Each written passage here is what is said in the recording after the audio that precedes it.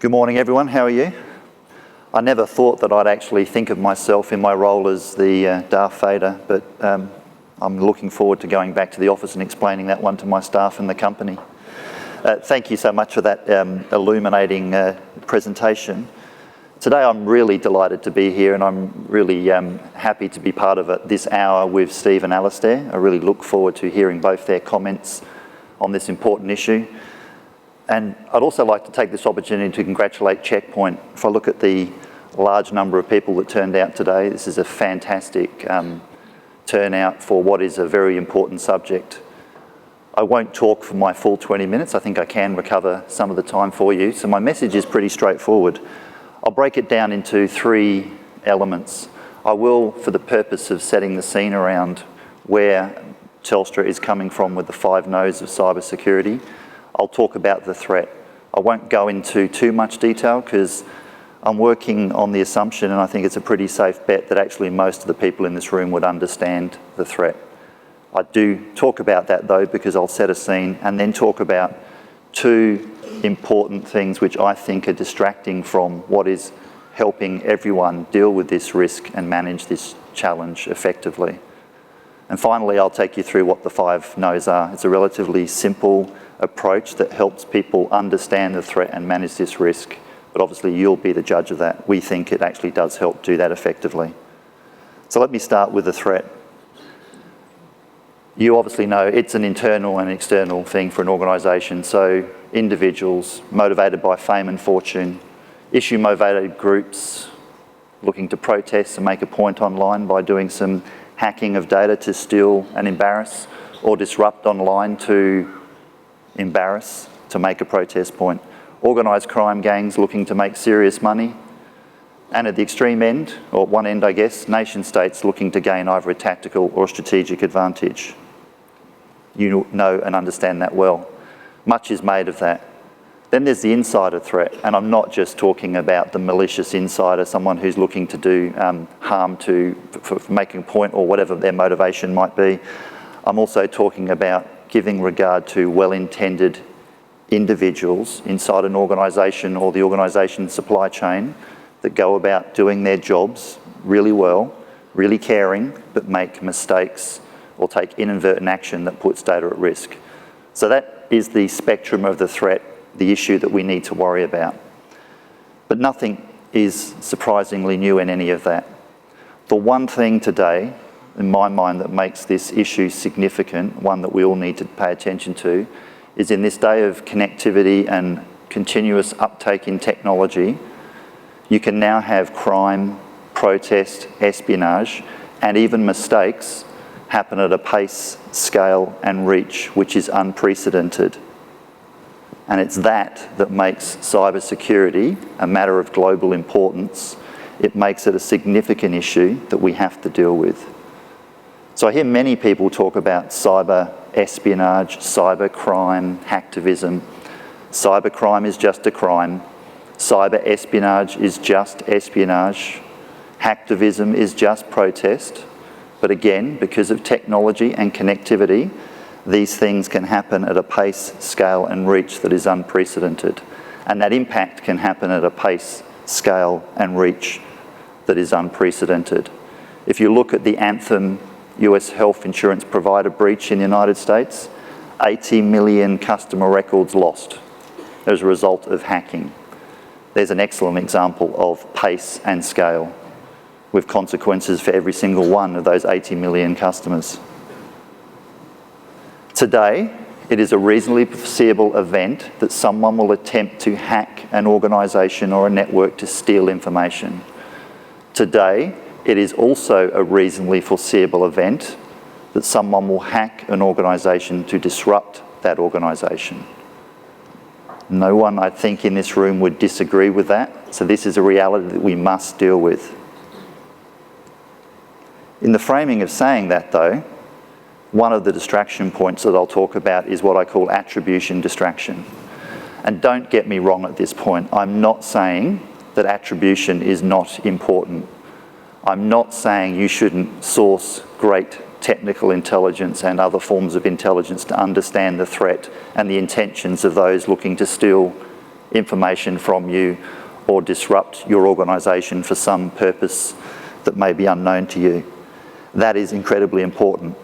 But what I observe, what I fear, what I see too much of is many commentators, many in the industry and many in media focus on attribution with very little focus on the root cause. No one should lose valuable information where there is at the root cause, there is a known remedy. For me, that is unforgivable in this day and age.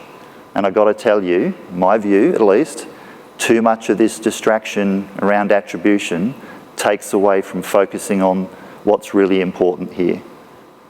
Again, I'm not saying understanding an attribution is not important, but I'm saying the distraction that occurs around the discussion and the debate that occurs here takes away from focusing on the human element of this problem and understanding the root cause.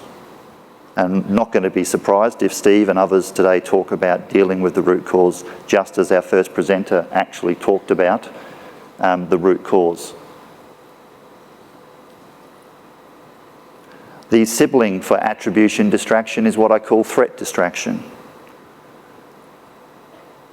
Now, I'm going to, and I'm sorry for reading some of these quotes, because I do actually love them a lot to read, and you'll understand why.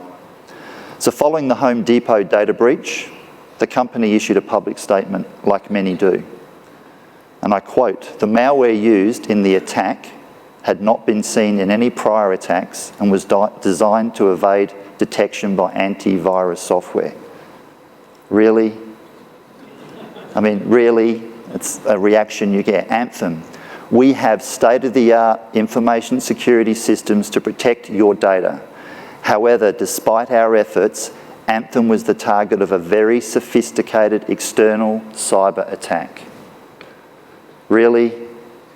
And I'm not meaning to disparage others, because I know this is a hard challenge, but really, when I see language like that, the use of the word sophisticated, I do worry, and I'll explain why in a second. Sony. Now, attribution distraction was fever pitch during the Sony incident. And I understand that, but actually I didn't see too much commentary on actually what stopped company emails from being stolen from them, what stopped personal staff information being stolen from them, or what could have stopped that, or actually what stopped them through deletion of data being late in filing their third quarter financial results in February this year. So I understand the impact, the personal impact to their staff, the embarrassment to senior officials in that company, the embarrassment to that company not being able to file their third quarter financial results on time.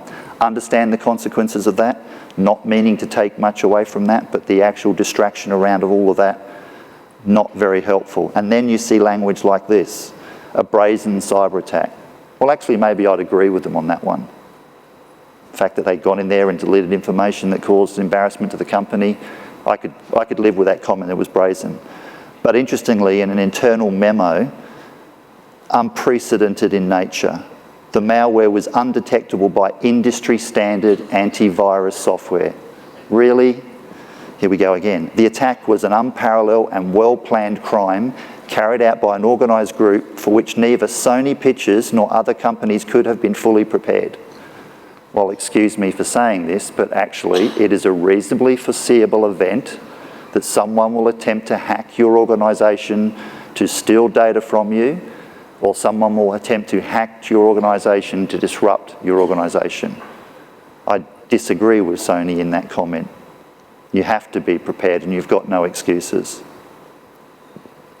And you know, actually in most of these cases, there was at the root cause, a known remedy for that vulnerability or weakness. And we know what they are. We know socially engineered emails with a malicious attachment or a link to a web link that can some injection code, or actually the exploitation of vulnerable web-facing code is today still the primary method by which these actors are doing what they do. And for 99.999% of that, there is a known remedy, and we must focus on that. So these threats aren't new. They're not going to go away. We have to take them seriously. Another little favourite of mine is a focus on frameworks and compliance. And again, don't misunderstand me. Frameworks, pick your favourite compliance approach, useful for a very point in time, understanding what you're facing, but actually I see way too many people focusing on those activities without an attention to what they are really trying to protect.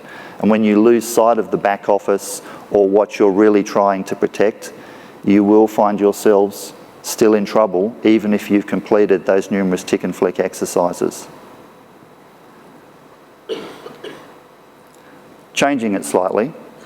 So this is not just a technical problem.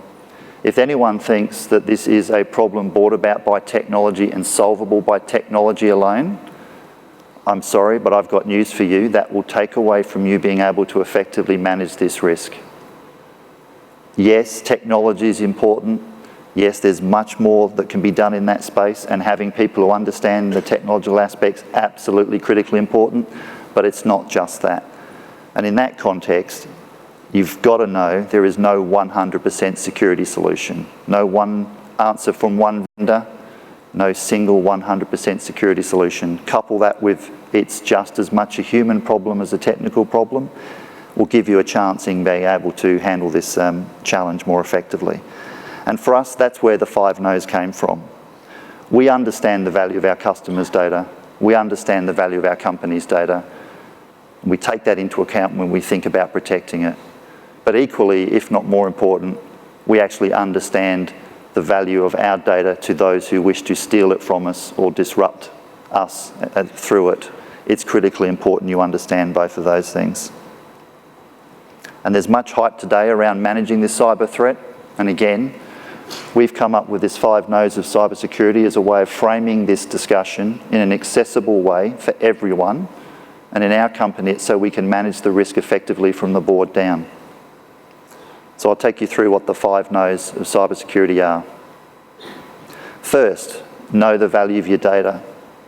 Critically important, as I said, you understand the value to your customers, yourselves, maybe your competitors, and most definitely those who wish to do harm. The data that you don't want lost or stolen or destroyed.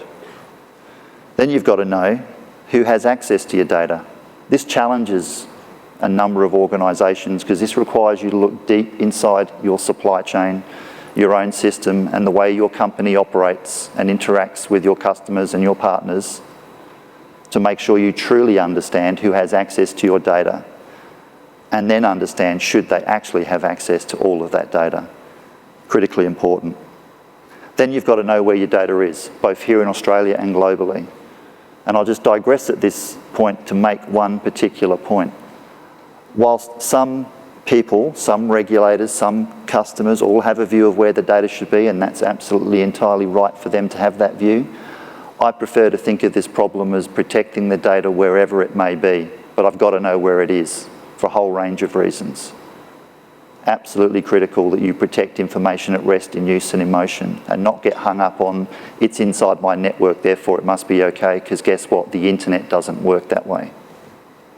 So once you know where your data is, you've got to know who's protecting your data. Do you actually know who is making sure your data isn't lost, corrupted, or destroyed? In some cases that's easy to figure out who's responsible, but in other cases you might be surprised that actually some companies haven't thought about that, and actually some elements of their data, they don't know who's actually protecting it. For us, it's incredibly important we know who's protecting our data, because if it's not my team, I need to know who's protecting on behalf of our company and our customers. And finally, you've got to form a view on knowing how well your data is protected. Now, that's where some frameworks and compliance regimes do come in, absolutely. There's also where some great advice that Steve and others will talk about later already exists today. So in closing, I'll take you through this threat. It's real, you know that, it's not going away. Why it's significant, pace, scale and reach brought about by technology and connectivity makes this issue significant. Bad things can happen quickly in cyberspace. You need to be aware of it. It is a reasonably foreseeable event that someone will attempt to hack your organisation to steal or disrupt. No one should deny that. No one should have a head in sand approach to that problem. It's real.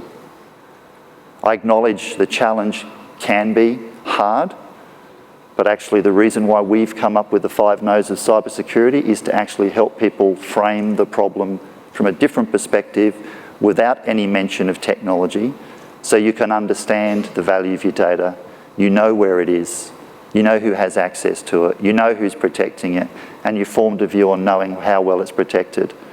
And I'd argue once you've done that, you're in a much better position to effectively assess the risk that you're taking and actually operate effectively in this online connected world. Because let's not get caught up in this is a very doom and gloom problem. There's far more benefits for living in this online world than there is the downside. But this threat is a significant issue that can be managed effectively. Now, we don't have time for questions today, so I'm going to hand over to Alistair. But actually, I would say I'm very happy always to engage during the break, so if you want to come and find me and challenge me, I'd appreciate that. Thank you for your time.